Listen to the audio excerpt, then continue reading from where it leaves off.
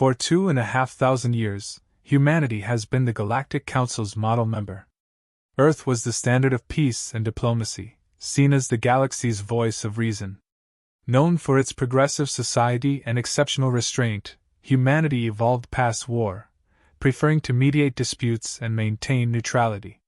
For centuries, Earth's diplomats gracefully balanced the demands of politics, often mediating rivalries and establishing themselves as a trusted ally in the Council. The Council members respected Earth, even admired it, but beneath that admiration was an assumption that humanity was soft, unwilling to use force, and easy to control. In the Council chambers, humanity had an image to uphold, one that never showed their true frustrations. They listened as the Council's laws sometimes favored powerful factions, diminishing smaller civilizations' autonomy in the name of order. Over the centuries, Earth noticed their voices occasionally ignored, policies adjusted in ways that undermined their interests. Even with Earth's influence, a lingering tension simmered in their relations with the Council, as humanity grew increasingly weary of the Council's biases and hidden agendas. But humanity had prepared. Quietly, efficiently, and with great discipline, they built a powerful fleet over centuries, a peacekeeping force, they claimed, though it had never been tested in battle. State-of-the-art technology combined with human ingenuity created a fleet equipped to defend their people, though no one expected it would ever need to. Earth's leaders knew that should the day ever come, they would be ready, even if they hoped it never would. Humanity had walked the peaceful path for so long, committed to diplomacy, but they always kept a last resort. That day came with the raid on Europa Colony, a peaceful human settlement on the edge of Council-protected space. The attack was sudden and brutal, orchestrated by an alien coalition, the Galactic Accord, testing the boundaries of what the Council would tolerate. Thousands of humans were captured, resources stripped, and a desperate call for help sent to Earth. Humanity's leaders demanded immediate action, expecting swift support from the Council, confident that the alliance they had upheld for so long would protect them. But the Council was silent. They convened session after session, stalling, unwilling to act against the Galactic Accord, fearing the political fallout and clinging to their own nonviolence doctrine. For the first time in millennia, Earth's leaders were furious. They had spent centuries upholding Council principles, playing by the rules, and now, when their people needed protection, they faced empty words and red tape. Humanity had tried to believe in the Council's ideals of peace and cooperation, but this betrayal was too great. Earth's leaders gathered in private, weighing their options. Each voice in the room carried the weight of 2,500 years of peace, but the choice was clear. They had been pushed too far. If the Council wouldn't protect them, they would protect themselves. Earth would do what it needed to defend its people. That night, humanity sent a message to the Council, making their decision public for all to witness. They declared war on the Galactic Accord, announcing their intent to retrieve their citizens by any means necessary. The Council chambers fell silent as humanity's declaration echoed across the galaxy. The other members were stunned. For as long as any civilization could remember, Earth had been a beacon of peace, a symbol of diplomacy. And yet, here was humanity, casting aside centuries of pacifism in the face of betrayal. The Council members looked on in disbelief. For some, humanity's shift to aggression was horrifying, a signal that peace might not be as enduring as they thought. For others, it was a relief, even a vindication, proof that the Council's reluctance to act had finally backfired. Earth's decision didn't only challenge the Galactic Accord, it was a defiance of the Council's authority itself. The Galactic Accord, smug in their perception of humanity as weak, hardly prepared for what came next.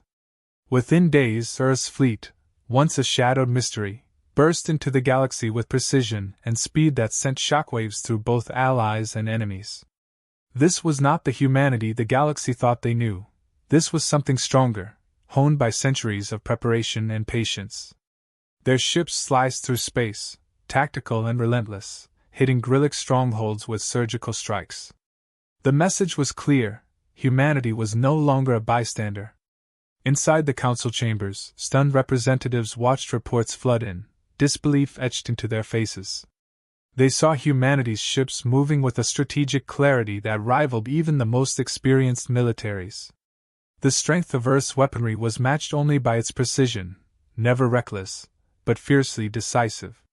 Systems controlled by the Galactic Accord fell rapidly. Planets they'd once taken with force were liberated with speed that seemed almost effortless. Human commanders, calm and focused, led every operation with a singular goal: bring back their people and show the galaxy that humanity would no longer be underestimated. The Council tried to regain control, holding emergency meetings, urging Earth to reconsider. They issued statements condemning the violence, calling for humanity to stand down, but their words held no sway. Humanity had waited too long, endured too much council inaction to be dissuaded now. Even as they faced criticism from former allies, they continued undeterred. Every strike, every victory, cemented the reality that Earth was a power in its own right, one that no longer relied on the Council's permission to protect its own. News of humanity's strength spread quickly, captivating species across the galaxy. Some viewed Earth's actions with awe, witnessing a race that, until now, had been a symbol of peace transform into a force that could reshape the galactic balance. Others were fearful, knowing that if Earth's wrath could devastate the Galactic so thoroughly, no one was safe from humanity's strength if provoked. Whispers spread, old rumors about Earth's true potential gaining new life. Species that had quietly questioned the Council's authority now found hope in humanity's actions, seeing Earth as a symbol of defiance against stagnation. Among the Galactic ranks, panic set in. Their forces, accustomed to intimidating smaller civilizations, were utterly unprepared for the relentless and calculated power Earth unleashed. Human soldiers moved with an efficiency that left Galactic commanders reeling, and every attempt to counter was met with overwhelming force. This was not a random surge of anger, this was centuries of discipline and training brought to bear. Earth's resolve was unbreakable, a force born not out of anger but out of a steadfast belief that justice must be served. The Council's influence wavered as they failed to intervene. Representatives once united in their commitment to peace found themselves at odds, with factions splitting over how to address humanity's uprising. Some argued that Earth's actions jeopardized galactic stability, and called for an immediate end to hostilities. Others, secretly supportive, believed that humanity's defiance was long overdue. To many, Earth's war against the Galactic was more than retaliation, it was a demonstration of the cost of ignoring humanity's calls for justice. Humanity, however, did not pause. Their fleet, now proven and battle-hardened, pressed forward. The Galactic, desperate and fractured, finally offered negotiations, realizing too late the mistake they had made in underestimating Earth. They agreed to release all captives, hoping to end the relentless onslaught, but humanity's terms were non-negotiable: full accountability for their actions, restitution for the suffering inflicted, and a binding agreement to prevent future aggression against humanity and its colonies. For the Council, Earth's stance was a wake-up call. They realized that the unity they'd boasted of was a facade, held together by fragile compromises and often at humanity's expense. The balance had shifted irreversibly, and as humanity stood victorious, the galaxy understood that Earth's voice could no longer be ignored. The Galactic Council, once the ultimate authority on peace and diplomacy, now faced a reckoning it hadn't anticipated. Earth's sudden and decisive response exposed weaknesses in the Council's structure, forcing many members to confront hard truths about their reliance on policies that maintained the status quo but failed to protect their members. Council delegates, usually calm and composed, found themselves embroiled in tense discussions, splitting into factions as Earth's bold defiance forced them to choose sides. Some Council members argued that Earth's actions were a dangerous precedent. If humanity, after centuries of peace, could turn to warfare so suddenly, it challenged the Council's very principles. They worried that other species, inspired by Earth, might also rebel, causing a ripple effect that could destabilize the entire galaxy. Yet, within these halls of power, there were voices in hushed conversations supporting Earth's stance. Many saw Earth's uprising as a long-overdue challenge to a council that had grown complacent, an institution too focused on maintaining its own power to address the real injustices faced by its members. News of humanity's uncompromising terms for peace with the Galactic spread quickly. The demands for restitution, for accountability, were unlike anything the galaxy had witnessed in centuries. Earth didn't just want an end to hostilities, they wanted an apology and tangible reparations. And as the Council debated the implications of these terms, it became evident that the war had already changed perceptions. Earth's insistence on consequences reverberated through the Council chambers, challenging other species to reevaluate their own experiences with the governing body. The question loomed, was Earth's action a rebellion against the Galactic, or against the Council's ineffectiveness itself? Meanwhile, across various planets, alien species watched with a mixture of fear and admiration.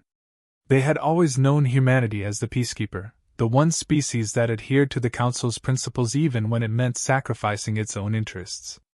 But now, seeing Earth's ferocity and resolve, many found themselves reconsidering what they thought they knew about humanity.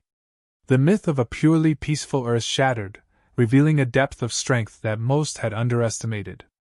The Galactic, now faced with Earth's relentless demands, saw their own standing within the galaxy diminish.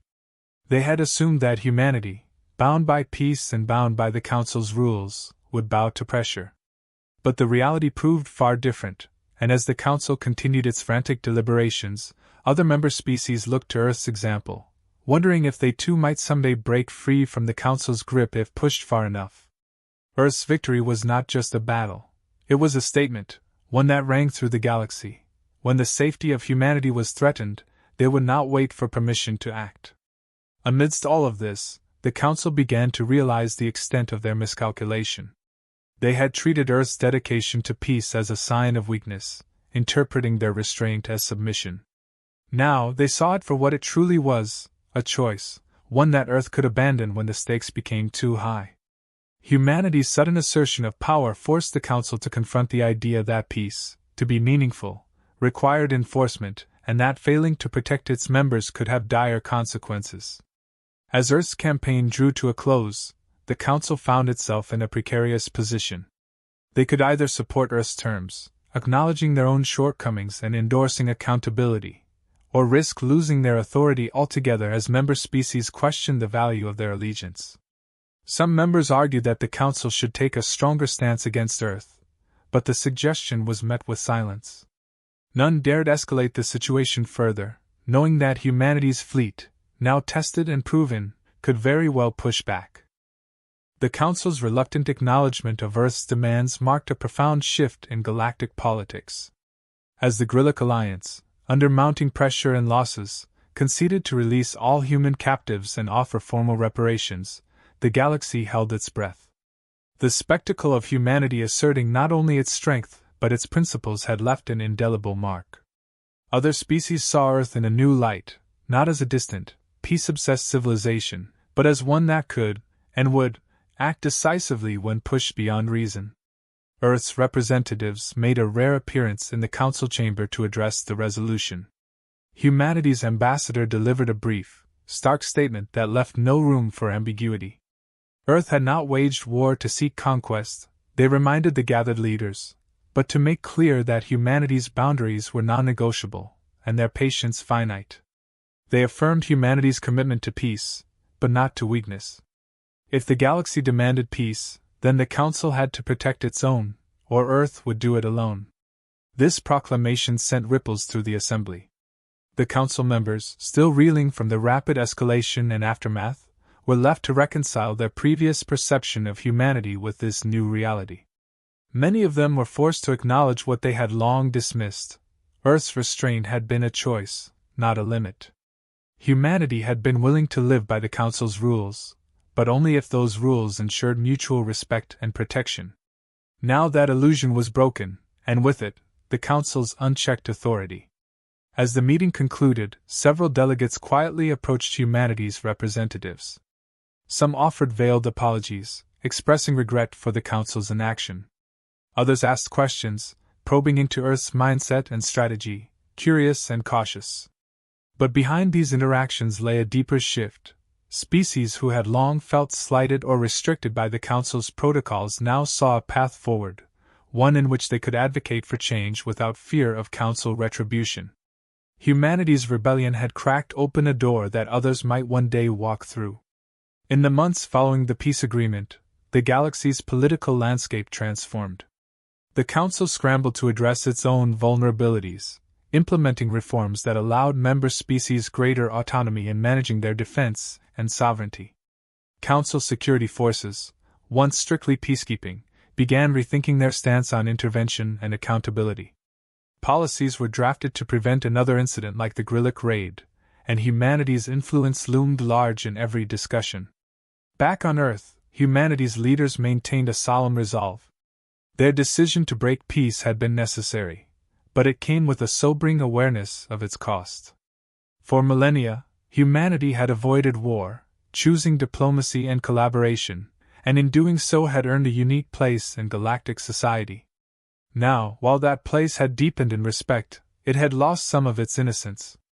Humanity was now both peacekeeper and warrior, a dual identity that they would carry into future generations.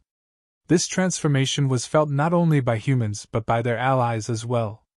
Species who had once seen Earth as an idealistic figurehead began sending delegations, keen to form alliances with a civilization that had proven both its compassion and its strength.